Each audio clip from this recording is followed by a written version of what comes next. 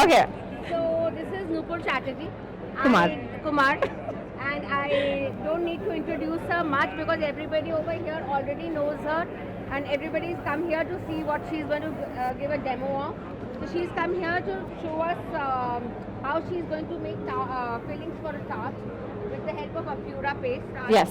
And she's going to do 2-3 varieties. 3 varieties. of paste, Yes. right? And enjoy the demo. Have a great time. Thank you guys for being here. Do not go away, please, without tasting what she has to, what she's made for you guys.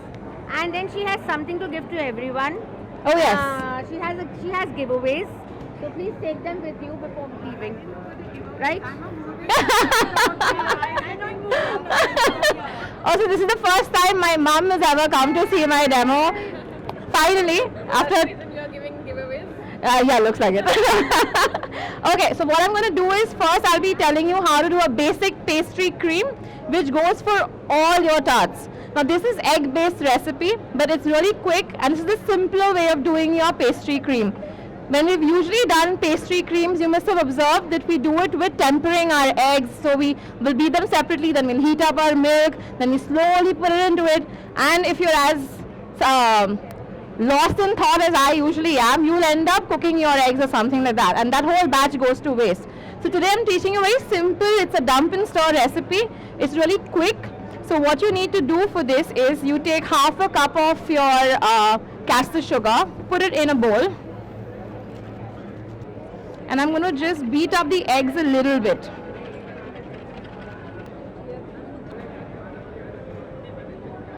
A nice generous amount. Yeah. So when you put the bottle, I've learned the trick because my husband gets very irritated when I do that. So the trick is that once you do this, Nupur was trying to do this, Yeah. don't do that. Just be 2 seconds patient. It will drop. Yes. Can you see the drop coming? It's like magic. So it's going to come. Ah. It take 2 minutes. Okay. So just that.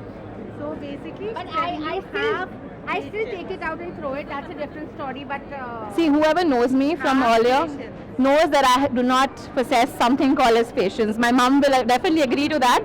So if you have a little salt and you dunk in a pinch of salt into this, because anything sweet with a little bit of salt tastes amazing then. It enhances your sweet flavoring. But the thing is, I'm going to be using a lot of these spreads. I don't want to interfere with their flavors. So hence, I'm going to be not adding salt to this right now. Now what do? The mixture that you've made of your sugar and your corn flour, you slowly start adding the milk mixture to it. And you stir it in. See that there are no lumps. No heat yet. This is all regular. Yeah, this is the quick recipe. we all need that. I there's no lumps anywhere. Okay. This is started, no? So on a medium heat is what you want to cook this on. Keep stirring it continuously. That's the trick, so nothing sticks to the bottom and you won't find that burnt bits at the end. Remember, you need to bring this to a boil. Your corn flour will not activate if it's not come to a boil. So the moment it starts coming to a boil is when you know it's going to start thickening up, and that once it starts thickening up, it goes really quick. Okay? So it's just the time till you get to the point of it starting to boil a little bit. So today what we'll be doing is I'll teach you how to be filling up different kinds of tarts. So we're going to be working with the pan flavor. We're going to be working with our French biscuit flavor, which I really like because it has a crunch to it. You can use it in different ways as well. And the last one I'm using is a tiramisu. Because I was doing one Indian flavor, I didn't want to do another Indian flavor, but the rubbery elaichi is also very good for a tart. Take a bowl, put a sieve on it.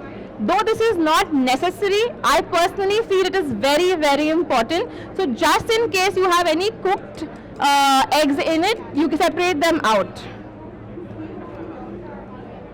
Just a second.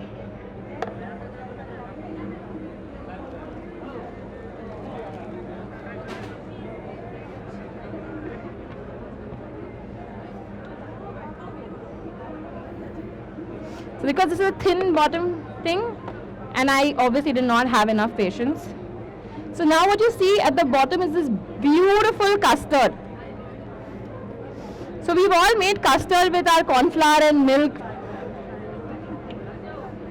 So any burnt bits also, they'll stay up. You're not going to have them come into your custard.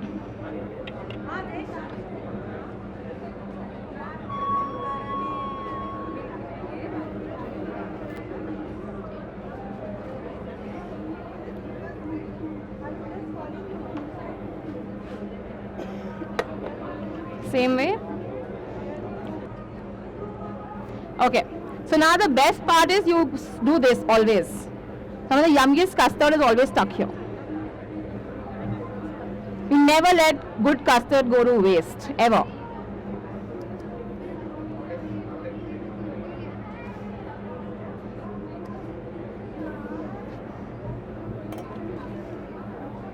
So what do you do after this? You're going to cover this with a cling film. See to that your cling film touches the custard when you put it in the fridge. So you're going to put a cling film on this, touch it to the custard, and then stick it in your fridge for about 2 hours. That's when your pastry cream will set. What I've done is I've made a bit of it and gotten it already. When you take it out after 2 hours, this is what you're going to get. Take your whisk.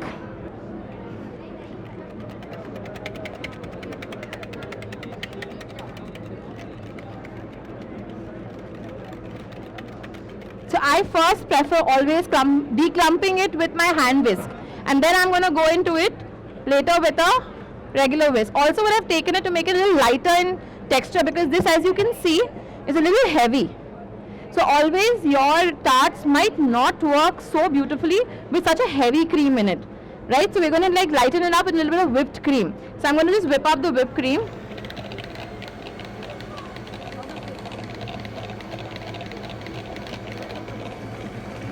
Right now I'm just whipping a little bit of cream, and I eyeball this. I don't have a fixed quantity that I use, but for this something like a half cup or a 1 cup, not more than that.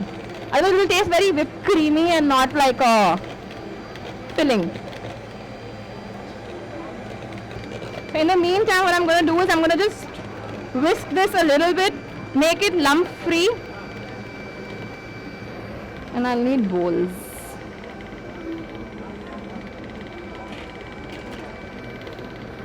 This is how you put your cling film. You touch it to your pastry cream. Nicely touch everywhere, the corners and everything. This way you will not have bacteria formation happening on your cream. Got it? And we stick this in the fridge right away. 2 hours and it will be ready again. So now you can see it's becoming a nice and smooth consistency. This is what I want.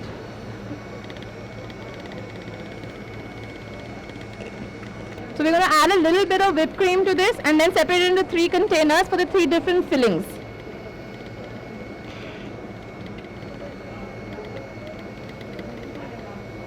So I got the fillings, like I was telling them, just a day before I flew into Bombay. So we didn't have so much time, but it was so easy to work with them that I didn't really have to do so many trials and errors, and otherwise usually when you get a new product you have to do a lot of times, ye try karo, then wo try karo. This was very easy to use. Perfect. Just pick it up. Perfect. Thank you.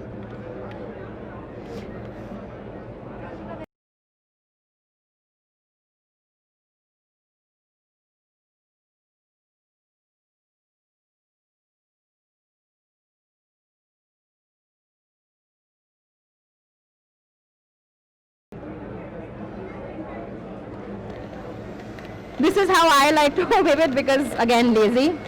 Don't want to take so much work and effort. Once it's mixed in, I'm again going to go into it with my spatula. Just to see that.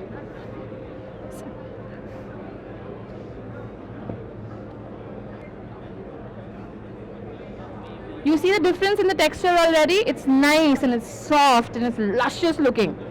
I don't like it when it looks all clumpy and sad and boring. I've always believed that desserts are half eaten by your eyes and the rest by your palates. Because that's the reason why I think I specialize in something called as dessert tables. I love things looking very pretty as well. And they don't have to be with so much of decorations. That's my second thing. I don't believe in a lot of decoration. So let's take a bit here. Let me show you one first. Okay, let's start with this one, which I really, really like. Just dunk it in, nothing to be done. This is your French biscuit, and the reason I like it is got a hazelnut flavor to it. I love this. Just lightly fold that in.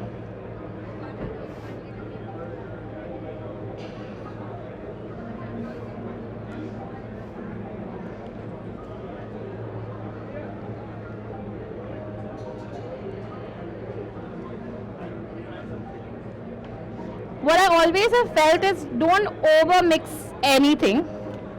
Little bit of this marbling effect looks really nice. Okay? So this is our first mixture ready. Put it on the side. So it's this quick to do tarts if you have an event, because I cater for events which are for 50 people, 60 people. I need to make products for that many people, and I love working with bite-sized products. How can I maximize it? I will do something like this. I get 3 different flavors. I cater to 3 different types of people at my party. I'm not stuck to one kind. Some likes Indian, some likes chocolate, some don't like chocolate at all. What do you do then? You work with a base, you change the flavoring. Your client is happy, you are happy because it didn't take time.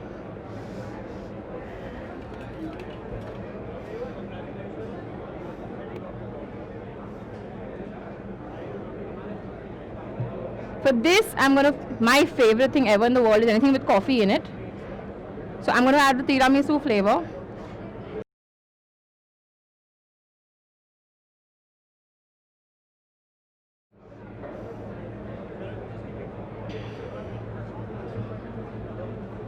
Just start folding it in.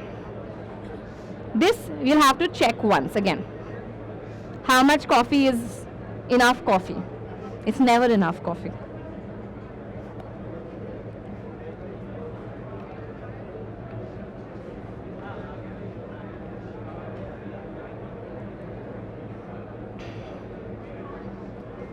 Since I like things a little more coffee flavored, I'm going to add a little bit extra. So if you want to do a tiramisu or an opera, you can call it an opera tart. Just pipe a small layer of your biscuit thing at the base of your tart and then add your tiramisu flavor. It'll be... Work with different flavors, try to see what goes with what. Don't restrict yourself. Preferably put your cream into your custard properly and then go ahead. The pan is nice and strong, so I don't want too much of it.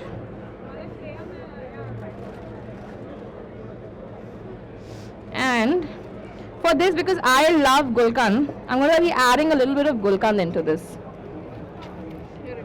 No. What I'll do is I'll do it into the tart itself to give it a layer.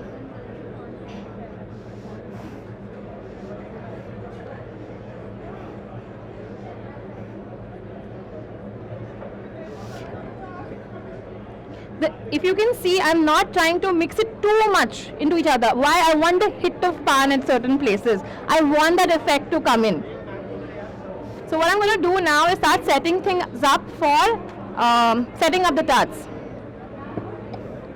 Before you do that, just always clean up your workspace. And I need a... Okay, so for this we've called for ready-made tart shells.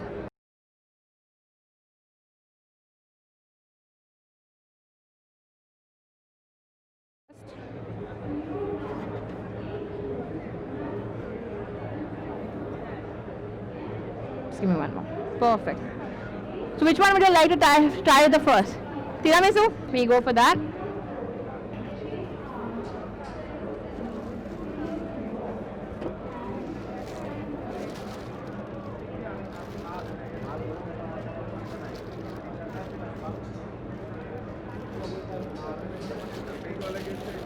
It's just neater with this. You can do it with a spoon as well.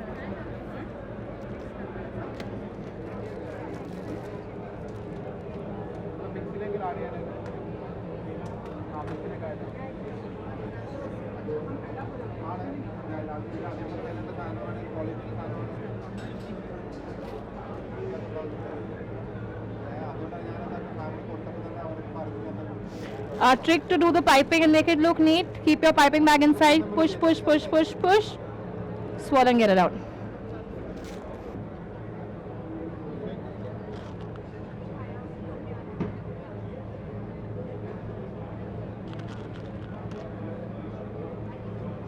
Ta-da. Your tarts are ready. It's as simple as that. If someone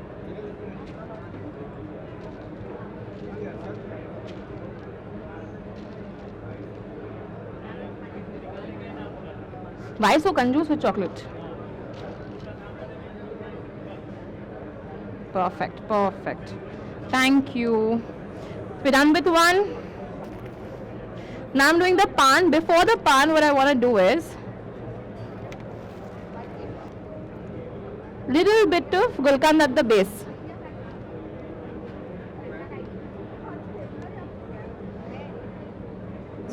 I don't want to put it on the top because I don't want the person eating it to know what's inside it.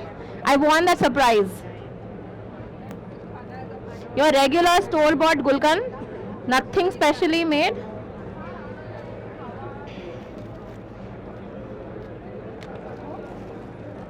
And then you go.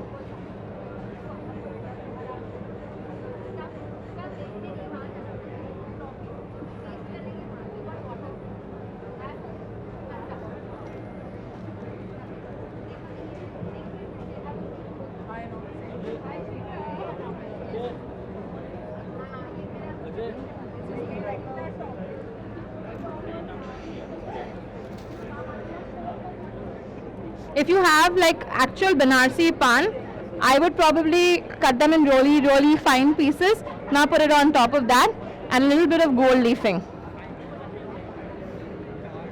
So it's that quick. You don't have to pre-plan so much. You know, you're done. You can do it quickly. It's easy.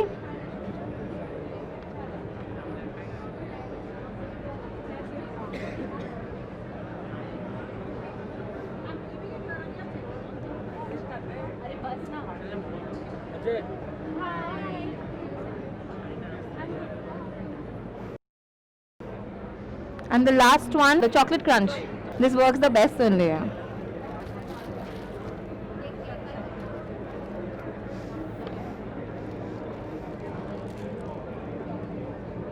I love this marbling effect that comes in.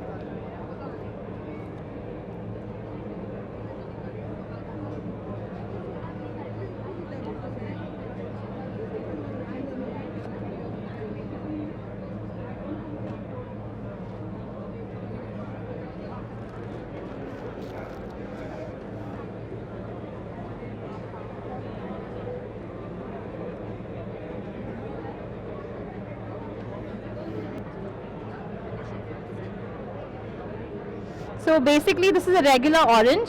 It will be preferable if you have candied orange peels. It's always better.